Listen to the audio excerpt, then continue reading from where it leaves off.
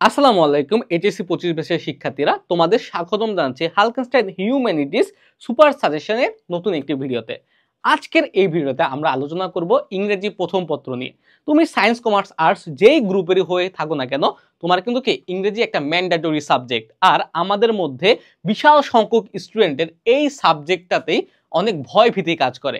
আজকের এই ভিডিওতে আমরা মূলত দুইটা জিনিস নিয়ে আলোচনা করব, তিনটাই বলা যায়।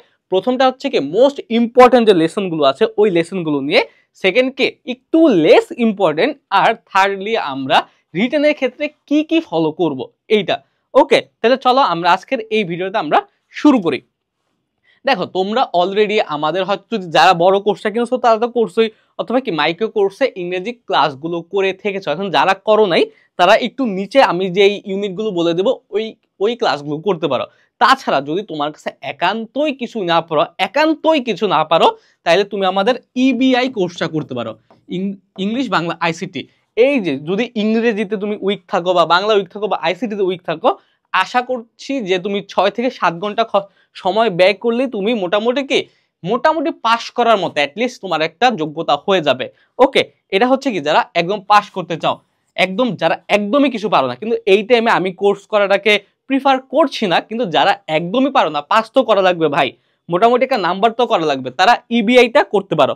ইবিআইতে দ্রুত সময়ের মধ্যে তুমি ইংরেজি বাংলা অথবা আইসিটি যেটাতে উইক হও না কেন তুমি শেষ করতে পারবা। ওকে, যারা একদমই পারো না তাদের জন্য এখন দেখো মোস্ট ইম্পর্টেন্ট যে লেসনগুলো, এখন মোস্ট ইংরেজি প্রথম পত্রের ক্ষেত্রে এটা বলা একটু কঠিন হয়ে পড়ে, কারণ কি অনেকগুলো বোর্ড আছে, এক একটা বোর্ডে এক একটা আসে, আর সিন প্যাসেজ থেকে কি একাধিক সিন প্যাসেজ এসে থাকে।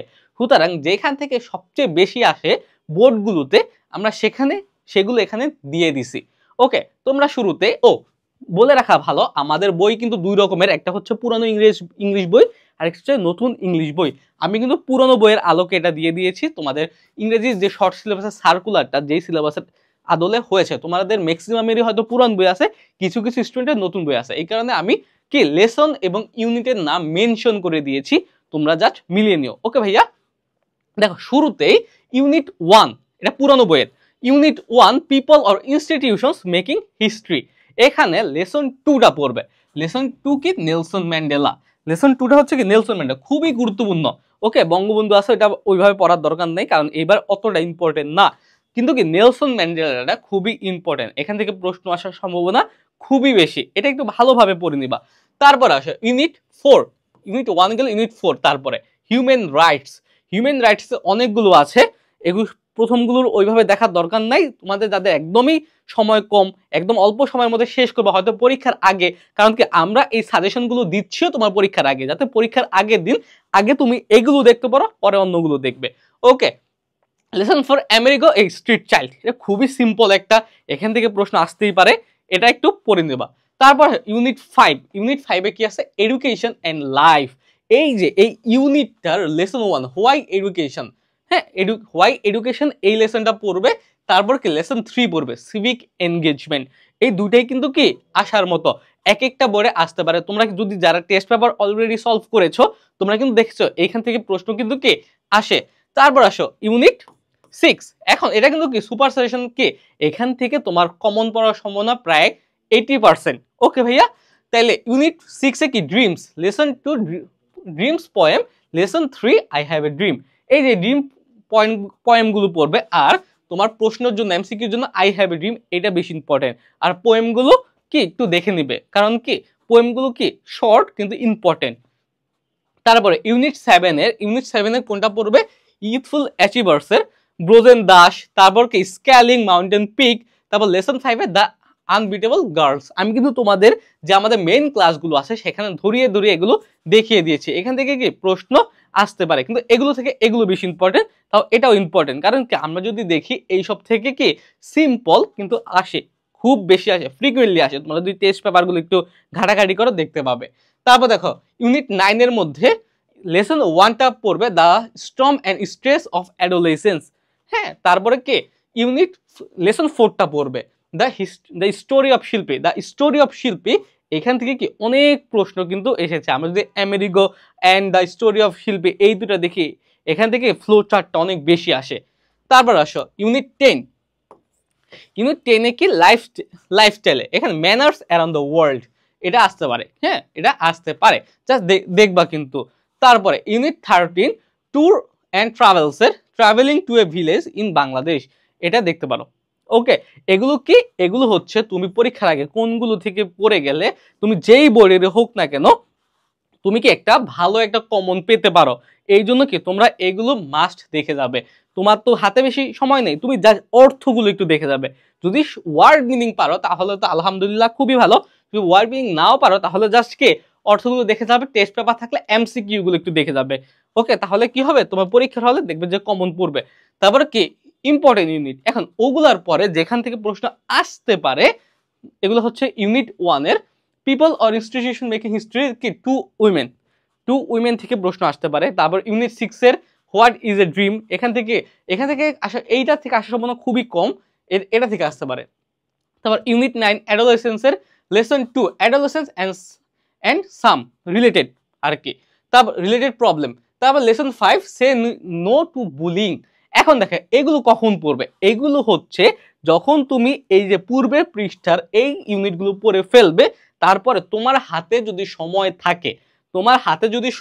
থাকে, তবে আর যারা এ প্লাস বা গোল্ডেন এ প্লাস বা পজিশন করতে চাও তাদের কিন্তু কি এগুলো অবশ্যই পড়া লাগবে। তারপর ইউনিট 10 এ লাইফস্টাইল, এই লাইফস্টাইল থেকে কি ফুড ট্রেন্ডসটা আছে, তারপরে কি ফিটনেসটা আছে, এগুলো একটু দেখে নেবে ভাইয়া। আজকে তো আমরা আসলে পড়ানোর জন্য কিছু বলছি না, কারণ এগুলো আমি পড়াতেও পারবো না। এই কারণে তোমরা কি করবে, এগুলো নিজের মতো করে পড়ে নেবে, তোমার সময় যতটুকু আছে সেটার উপরে ভিত্তি করে। তারপর দেখো ইউনিট 13 এর ট্যুর অ্যান্ড ট্রাভেলসে arriving in the orient lesson 3 eco tourism, এগুলো হচ্ছে কি একটু লেস ইম্পর্টেন্ট। হ্যাঁ, যদি এইগুলো পড়ার পরে, এইগুলো আমি আবার বলছি, এইগুলো পড়ার পরে যদি সময় থাকে তবেই এইগুলো পড়বে। আশা করছি এটা পড়লে তোমার আর কিছু পড়া লাগবে না, তোমার কমন পড়ার পসিবিলিটি প্রায় 95%। ওকে, 95% তুমি এখান থেকে পাবে, আমার এটা দৃঢ় বিশ্বাস। ওকে ভাইয়া, তাহলে এই হলো কথা। এখন হচ্ছে রাইটিং এ আসি। রাইটিং এর ক্ষেত্রে তোমার কি গ্রাফ চার্ট আছে, স্টোরি রাইটিং আছে, ইনফর্মাল লেটার আছে।